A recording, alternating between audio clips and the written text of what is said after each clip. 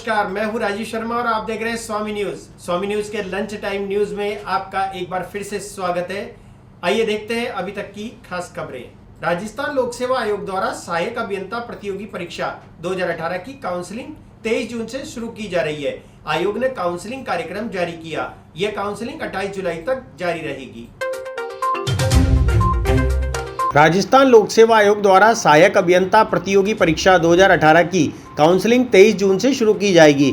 आयोग से प्राप्त जानकारी के अनुसार यह काउंसलिंग 28 जुलाई तक होगी। अभियंता मुख्य परीक्षा परिणाम 4 मार्च 2021 को घोषित किया गया था। इस परिणाम में अस्थायी रूप से सफल अभ्यर्थियों की पात्रता जांच काउंसलिंग के माध्यम से आयोग कार्यालय में 23 जून से 27 जुलाई एवं 28 जुलाई 2021 को प्रातः सत्र को संपादित की जाएगी।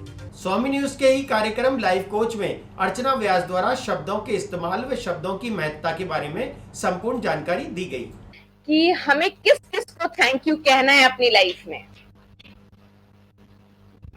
सबसे पहले हमें बनाने वाले ऊपर वाले को, क्या आप ऊपर वाले को थैंक्स कहते हैं? Are you really grateful?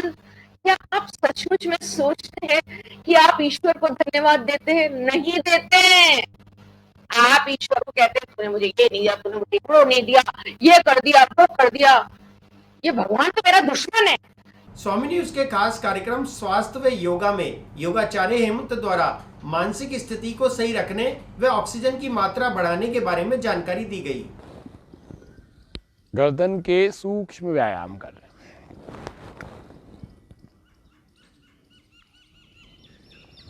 और 6 गुणों का आधान हमारे जीवन में हो जाए।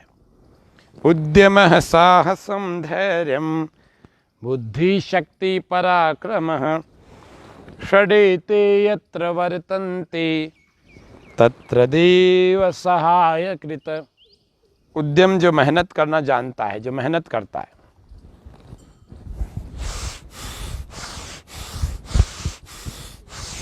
लंबे लंबे श्वास के साथ चलते रहे बिना रुके।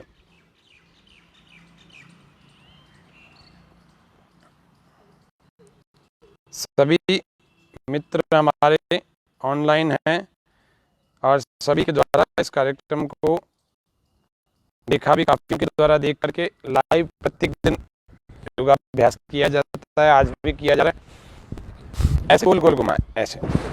पहला है अधिक सोना, जो अवगुण हमें जीवन से दूर करने हैं। अधिक सोता है जो व्यक्ति, वो व्यक्ति अपने सफलता के मार्ग में बाधक बनता है। इसीलिए ज़्यादा न सोएं।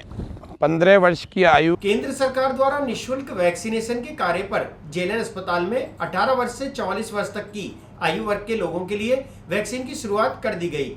इस खबर को स्वामी न्यूज के लाइव कार्यक्रम के माध्यम से पत्रकार संजय गर्ग ने दिखाया। तस्वीरें अब हम आपको दिखा रहे हैं। देखिए, जवाहरलाल नेहरू आयुर्विज्ञान महाविद्यालय में यहाँ पे कोविड का टीका किया जा रहा है। लाइन यहाँ पर लगाई गई है। सोशल डिस्टेंसिंग की यहाँ पर पालना की गई है और जिनके मुंह पर मास्क है, मास्क लगाने की। और यहाँ पर पूरी तरह से हम आपको तस्वीरें हम आपको दिखा रहे हैं। देखिए, काफ़ी लंबी यहाँ पर लाइन है। दिखो क्योंकि 2 दिन के बाद आज ये टीका लगने की प्रक्रिया यहाँ शुरू हुई है। कोवैक्सीन और कोविशील्ड 2 तरह के टीके यहाँ पर आज लगाए जा रहे हैं। 18 से 44 साल के जितने भी लोग हैं उन सबको आज टीका लगाने का काम शुरू किया गया है। चलिए तस्वीरें हम आपको दिखा रहे हैं। देखिए, स्वामी न्यूज़ पर लाइव जो लोगों ने अभी तक वैक्सीन नहीं लगवाई है उन लोगों से गुजारिश कि अपने निकटवर्ती टीका केंद्र पर जाकर वैक्सीन आप लगवा सकते हैं। वैक्सीन बहुत ज़रूरी है और यही वजह अपने ऊपर सारा जिम्मा लिया है। सभी राज्य सरकारों को मुक्त कर दिया है टीकाकरण से और केंद्र सरकार के द्वारा कोवैक्सीन और कोविशील्ड को लगाने का काम किया गया है। देखिए, हम दिखा रहे हैं आपको कि बाकायदा टीका यहाँ पर लगाया जा रहा है। वैक्सीनेशन का कार्य तेज कर दिया गया है और कहीं ना कहीं जो संभवतः माना जा रहा है कि कोरोना से जो तीसरी लहर आएगी उसमें काफ़ी महत्वपूर्ण और ज़िंदगी को बचाने वाला ये टीका रहने वाला है। और दूसरी तरफ भी आप देख सकते हैं ये लाइन है काफ़ी, और लगातार मॉनिटरिंग की जा रही है पूरी तरह से। और यहाँ पे भी देखिए वैक्सीनेशन का कार्य किया जा रहा है। तस्वीरें हम लगातार आपको दिखा रहे हैं। स्वामी न्यूज़ पर लाइव वैक्सीन लगाने का काम किया जा रहा है और यहाँ की जो प्रभारी हैं डॉक्टर दीप्ति सिंह, चलिए हम उनसे पूरी जानकारी लेते हैं कि किस तरह से टीकाकरण को किया जा रहा है। मैडम, टीकाकरण आज एक बार फिर से शुरू हुआ है, क्या है पूरी जानकारी? आज हमारे पास 2 साइट्स हैं, site 1 Covishield and site 5 Covaxin 18 to 44 year वाले ब्रैकेट में। हमारे पास कुछ स्लॉट्स ओपन हैं और कुछ ऑनलाइन प्री बुकिंग वाले स्लॉट्स हैं। जी। हाँ, अजमेर में और कहाँ कहाँ मैडम को जानकारी इसको लेकर? आज 15 केंद्र हैं जहाँ पे कोविशील्ड लग रही है और 5 केंद्र हैं जहाँ कोवैक्सिन लग रही है, जिसमें JLN शामिल है। बाकी सारी सिटी डिस्पेंसरीज में और पेरिफेरल CHC PHC में कोविशील्ड। यूपीआरएमएस रेलवे कर्मचारियों द्वारा 3 दिवसीय विरोध प्रदर्शन का आह्वान किया गया। कर्मचारियों ने अपनी महत्वपूर्ण मांगों के निराकरण की बात कही। और यहाँ पर जो है यूपीआरएमएस के जो पदाधिकारी है वो आज जो है वित्त मंत्री के खिलाफ प्रदर्शन जो है कर रहे हैं। आप देख सकते हैं लाइव तस्वीरें स्वामी निश्चल के फेसबुक पेज के माध्यम से।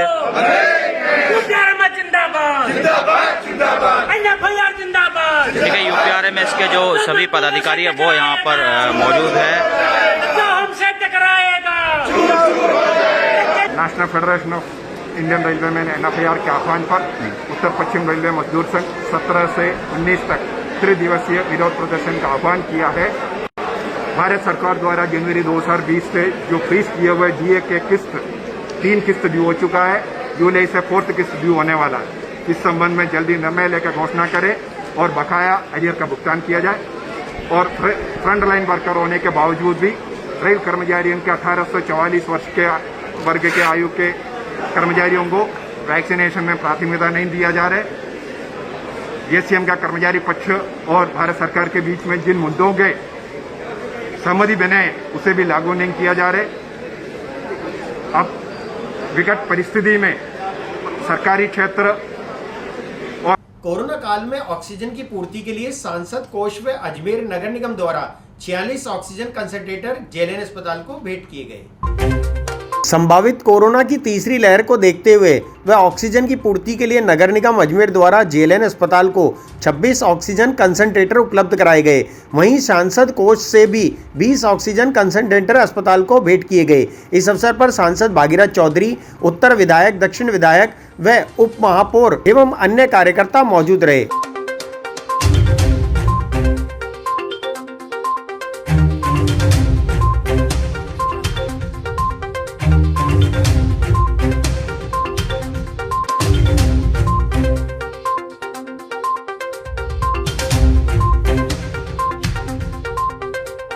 संभाग का प्रमुख हॉस्पिटल है, संभाग मुख्यालय है यहाँ।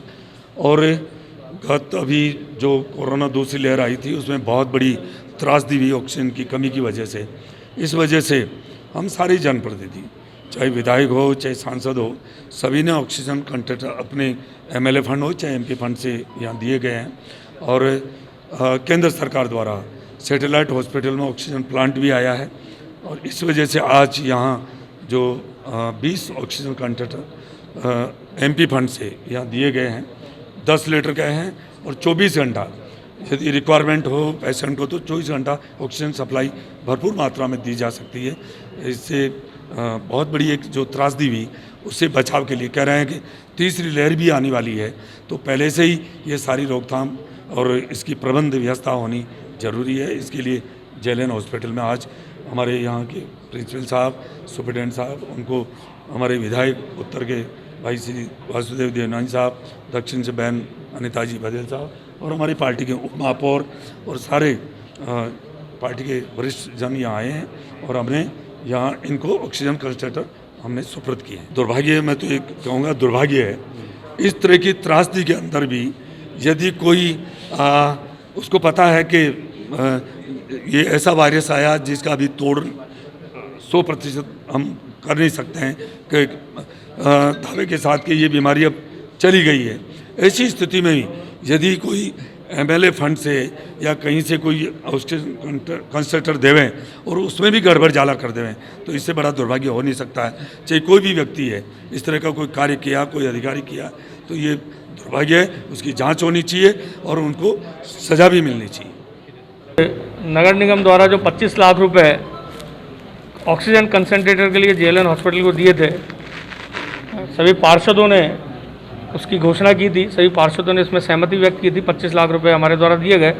उससे आज 26 कंसंट्रेटर जेएलएन हॉस्पिटल को प्राप्त हुए हैं। 10 लीटर के ये कंसंट्रेटर है और 24 घंटे काम करने वाले हैं। साथ में सांसद महोदय के फंड से भी जो 20 कंसंट्रेटर आए हैं, ऐसे ये 46 कंसंट्रेटर हमारे अजमेर में इस कोविड महामारी से लड़ने में कहीं ना कहीं बहुत उपयोगी साबित होगा और इस लड़ाई को हम इसके आधार पर जीत पाएंगे, क्योंकि इस बार की कोविड महामारी में जो सबसे बड़ी समस्या आई वो समस्या थी ऑक्सीजन की। कि ऑक्सीजन की कमी के कारण से कई हमारे प्रियजन, हमारे अजमेर के नागरिक कालकलवित हुए, कई परिवार इसके कारण उजड़ गए। इसको ध्यान में रखकर केंद्र सरकार द्वारा जहां ऑक्सीजन के जो ऑटोमेटिक प्लांट लगाए, उसके साथ में ये ऑक्सीजन कंसंट्रेटर कहीं ना कहीं बहुत ज़्यादा मददगार साबित हुए हैं। विभिन्न सामाजिक संस्थाओं द्वारा भी दिए गए थे और अब लगातार जेएलएन हॉस्पिटल को, सीएचसीज को, हमारे सीएमएचओ ऑफिस को, हमारे विधायक कोटे से, सांसद कोटे से और हमारे नगर निगम के पार्षदों के कोटे से ये कंसंट्रेटर दिए गए। निश्चित रूप से ये इस कोविड महामारी में बहुत उपयोगी साबित होंगे। फिलहाल बुलेटिन में इतना ही, मुझे दीजिए इजाजत। अगला बुलेटिन लेकर के टी टाइम हम आपके सामने फिर उपस्थित होंगे। देखते रहिए स्वामी न्यूज़। जय हिंद, जय भारत।